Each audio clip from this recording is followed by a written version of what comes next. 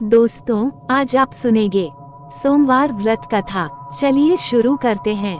किसी नगर में एक धनी व्यापारी रहता था।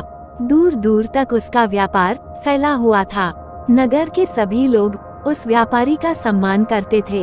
इतना सब कुछ संपन्न होने के बाद भी वह व्यापारी बहुत दुखी था, क्योंकि उसका कोई पुत्र नहीं था, जिस कारण अपने मृत्यु के पश्चात व्यापार के उत्तराधिकारी की चिंता उसे हमेशा सताती रहती थी। पुत्र प्राप्ति की इच्छा से व्यापारी प्रत्येक सोमवार भगवान शिव की व्रत पूजा किया करता था और शाम के समय शिव मंदिर में जाकर शिव जी के सामने घी का दीपक जलाया करता था। उसकी भक्ति देखकर मां पार्वती प्रसन्न हो गई और भगवान शिव से उस व्यापारी की मनोकामना पूर्ण करने का निवेदन किया। भगवान शिव बोले, इस संसार में सबको उसके कर्म के अनुसार फल की प्राप्ति होती है। जो प्राणी जैसा कर्म करते हैं उन्हें वैसा ही फल प्राप्त होता है। शिव जी द्वारा समझाने के बावजूद मां पार्वती नहीं मानी और उस व्यापारी की मनोकामना पूर्ति हेतु वे शिव जी से बार बार अनुरोध करती रही। अंततः माता के आग्रह को देखकर भगवान भोलेनाथ को उस व्यापारी को पुत्र प्राप्ति का वरदान देना पड़ा। वरदान देने के पश्चात भोलेनाथ मां पार्वती से बोले, आपके आग्रह पर मैंने पुत्र प्राप्ति का वरदान तो दे दिया, परंतु इसका ये पुत्र 16 वर्ष से अधिक समय तक जीवित नहीं रहेगा। उसी रात भगवान शिव उस व्यापारी के स्वप्न में आए और उसे पुत्र प्राप्ति का वरदान दिया और उसके पुत्र के 16 वर्ष तक जीवित रहने की भी बात बताई। भगवान के वरदान से व्यापारी को खुशी तो हुई, लेकिन पुत्र की अल्पायु की चिंता ने उसकी खुशी को नष्ट कर दिया। व्यापारी पहले की तरह सोमवार के दिन भगवान शिव का विधिवत व्रत करता रहा। कुछ महीनों के बाद उसके घर एक अति सुंदर बालक ने जन्म लिया और घर में खुशियां ही खुशियां भर गई। बहुत धूमधाम से पुत्र जन्म का समारोह मनाया गया, परंतु व्यापारी को पुत्र जन्म की अधिक खुशी नहीं हुई, क्योंकि उसे पुत्र की अल्पायु के रहस्य का पता था। जब पुत्र 12 वर्ष का हुआ तो व्यापारी ने उसे उसके मामा के साथ पढ़ने के लिए वाराणसी भेज दिया। लड़का अपने मामा के साथ शिक्षा प्राप्ति हेतु चल दिया। रास्ते में जहाँ भी मामा भांजे विश्राम हेतु रुकते, वहीं यज्ञ करते और ब्राह्मणों को भोजन कराते। लंबी यात्रा के बाद मामा भांजे एक नगर में पहुँचे। उस दिन नगर के राजा की कन्या का विवाह था, जिस कारण पूरे नगर को सजाया गया था। निश्चित समय पर बारात आ गई, लेकिन वर का पिता अपने बेटे के एक आंख से काने होने के कारण बहुत चिंतित था। उसे भय था कि इस बात का पता चलने पर कहीं राजा विवाह से इनकार न कर दे, इससे उसकी बदनामी भी होगी। जब वर के पिता ने व्यापारी के पुत्र को देखा तो उसके मस्तिष्क में एक विचार आया। उसने सोचा, क्यों न इस लड़के को दूल्हा बनाकर राजकुमारी से विवाह करा दूं। विवाह के बाद इसको धन देकर विदा कर दूंगा और राजकुमारी को अपने नगर ले जाऊंगा। वर के पिता ने लड़के के मामा से इस संबंध में बात की। मामा ने धन मिलने के लालच में वर के पिता की बात स्वीकार कर ली। लड़के को दूल्हे का वस्त्र पहनाकर राजकुमारी से विवाह कर दिया गया। राजा ने बहुत सारा धन देकर राजकुमारी को विदा किया।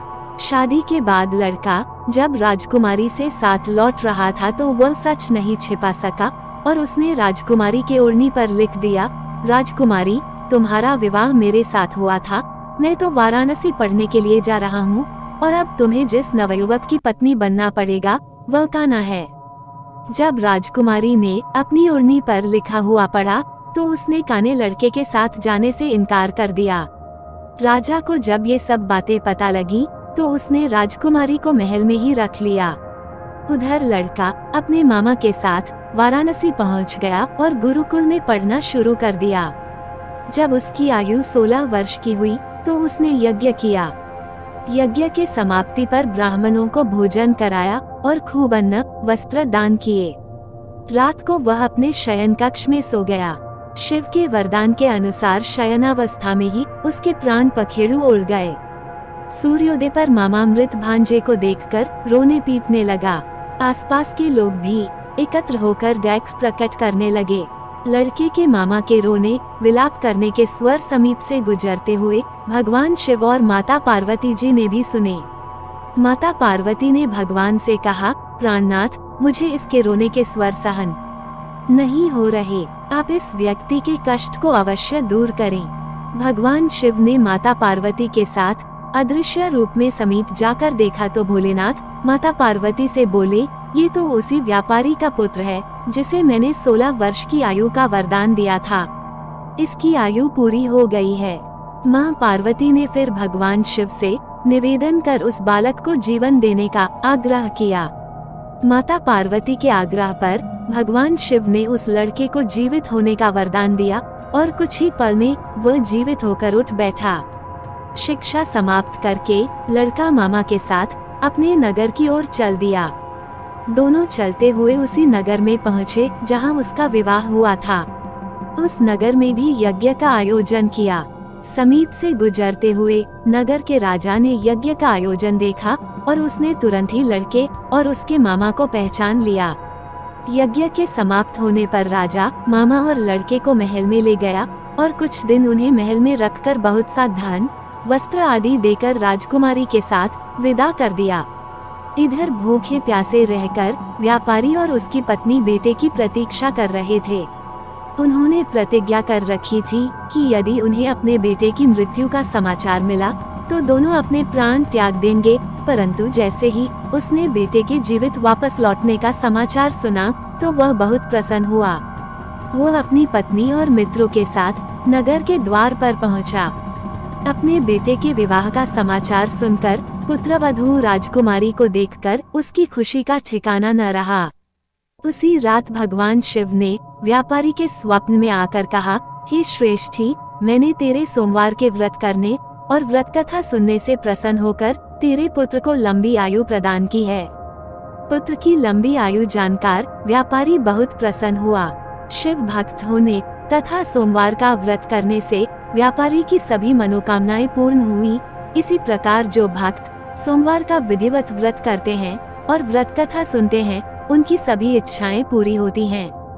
दोस्तों, आपको ये सोमवार व्रत कथा अच्छी लगी हो तो इस चैनल को सब्सक्राइब करें, वीडियो को लाइक करें, कमेंट करें और अपने अधिक से अधिक दोस्तों को शेयर करना ना भूलें।